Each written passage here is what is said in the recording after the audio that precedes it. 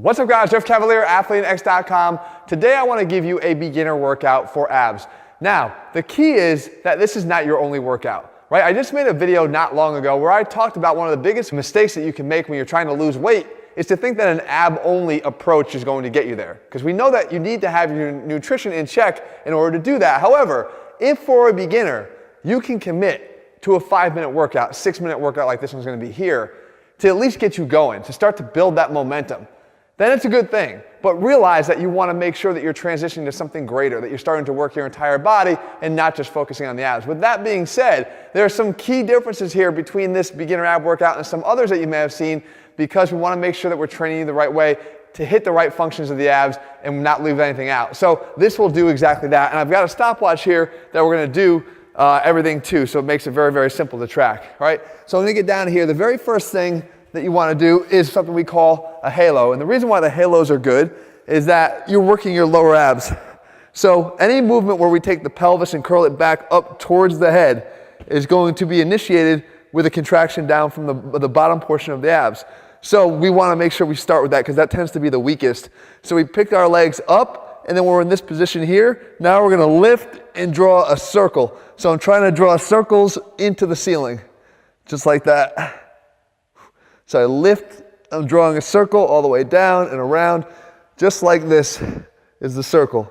Now after 30 seconds, I'm going to go and start reversing direction. So now I'm going to lift and draw circles in the opposite direction. So 30 clockwise and 30 counterclockwise.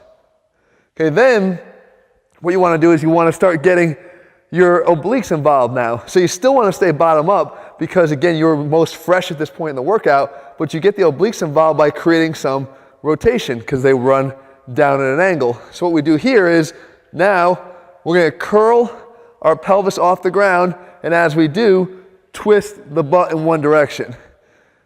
Curl and twist the butt. Curl and twist the butt. Just like that. So I'm literally just lifting my pelvis from here to here, off the ground, lift, twist, and down. So no hanging exercises. Hanging exercises tend to be a lot more difficult. We're going straight for the somewhat simpler versions here, but still not negating the principles that I want you to follow here when it comes to training your abs. Okay, great. Now the next thing is what we call a mid-range movement, where we want to train the abs in both directions, meaning stability from the top down and from the bottom up. So that's where we kind of work on that entire mid-range. And this is where planks become a good option. However, if you've seen me talk about planks before, I'm not a big fan of them. Why? Because they're just not that challenging. They're not dynamic. They're too static. We can make them a stability exercise, but still have them become more dynamic by adding movement in. And we could do that with a pendulum plank reach out. So we get down in this position here. And what we do is we start by pendulum, making a pendulum of the lower legs. So I step out here and back, and step out and back, out and back, out and back. That's the bottom portion.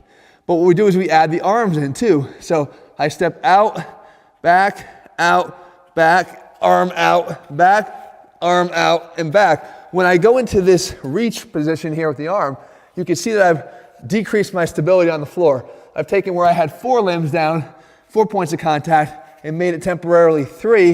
And even when I put the hand back down, this elongated arm out here has increased the work that the abs have to do.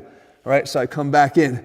So step out, arm out, step out, arm out, and I keep that going for a minute. Each of these exercises so far has been done for a minute. Now, we still want to have that rotation, but this time from the top down. So what we could do there is an exercise we call the chainsaw. So you've probably seen scissors before, right? You lift your torso off the ground, engage the abs, get in this position here, and you just flutter your legs back and forth.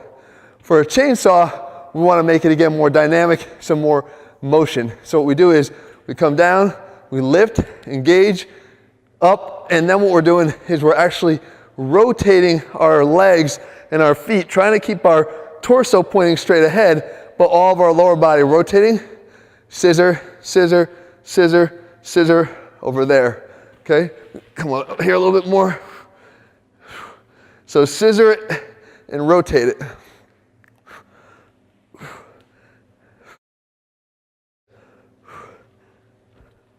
Okay, you go 1 minute of these. Now, you rest as needed between these exercises. Depending upon how much of a beginner you are, you might need a little bit more rest. If you can kind of keep cranking through them, that would be ideal. The less rest time you spend between ab exercises, the better the overall effect. And then finally, we do a sit-up roll-up. Now, this is kind of a very important point here. We end with our top-down movement, going from the top towards the bottom. Why? Because we're strongest in that direction. We have more strength than any top-down movement. And we're gonna need it because at this point in the workout, we're fatigued. However, you've probably seen a lot of people anchor their feet in under something to do a sit-up, right? And when they do, they're actually, by hooking their feet and pulling up, they're engaging their hip flexors, which actually has a detrimental effect on the low back, especially over time as you accumulate more and more reps. So what you do is you find that same surface and instead you hook your feet beyond. So now when the feet are beyond and you pull back, you're actually activating the hamstrings, which are on the opposite side of the hip flexors, which can help to decrease the hip flexor activity, therefore decrease the pulling on the low back. It's a completely opposite effect, but the abs still have the same opportunity to be worked. So with my feet anchored beyond that point, what I do is I keep my arms up here and I curl up.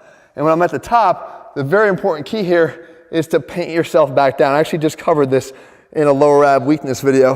You want to be able to paint yourself down. Same way on the way up, you want to unpeel yourself off the ground, one segment at a time here. And then on your way back down, you engage and roll down one piece at a time. Roll off one piece at a time, paint yourself back down, one vertebrae at a time. By engaging, by getting into this flexed trunk, you're engaging the abs already, you're disengaging the hip flexors, you're protecting your back. There are no detrimental effects to exercises like this with sit-up or ab workouts in general. And you complete this here for 1 minute. So you see you got 5 exercises for 1 minute apiece. The idea, guys, is that if you're beyond a ranked beginner, you could do this 2 times. It'll give you about a 10-minute workout. If you are a beginner, start here. And like I said before, I don't care where you're at in terms of ranked beginner and this getting you on the ground and actually doing something. That's great, but use it as an impetus to do more. Ab training alone is not going to get you the results you want. Pair it up with good nutrition, pair it up with some good total body training. Now you're gonna really start to see the results of your hard work. All right, so guys, I hope you found the video helpful. If you're looking for more workouts, we have lots of advanced training in our Athlean-X videos as well. Make sure you check them out. And if you're looking for one of those programs, you can find them over at Athlean-X.com. We do have programs scalable to all levels of ability. If you found the video helpful, leave your comments and thumbs up below. Let me know what else you want me to cover, and I'll make sure to do that for you. And also turn on those notifications because you want to make sure that you get notified by YouTube when I do put up a new video. All right, guys, see you soon.